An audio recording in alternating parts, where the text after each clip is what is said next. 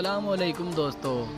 Pakistani team management Bharat के खिलाफ match में दो स्पिनर्स इमाद वसीम और शादाब खान को खिलाने पर गौर कर रही है ताकि 5 रेगुलर बॉलर्स के साथ मैच खेला जाए। आमिर, हसन अली और वहाब रियाज के साथ 2 स्पिनर्स खेलेंगे।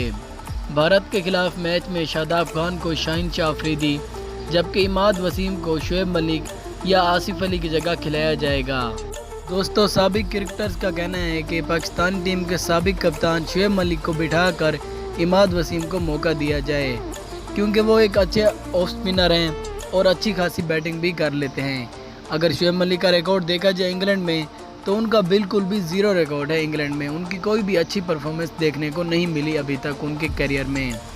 जबकि कप्तान सरफराज अहमद का कहना है कि शुएब मलिक हमारी टीम के सीनियर तरीन बल्लेबाज हैं और उनको हम ड्रॉप नहीं कर सकते, इसलिए कप्तान सरफराज अहमद के मुताबिक आसिफ अली को ड्रॉप किया जाएगा, जो कि मेरे ख्याल से एक बहुत बड़ी गलती है क्योंकि आसिफ अली एक शानदार हिटर हैं और वो कभी भी मैच बदल सकते हैं।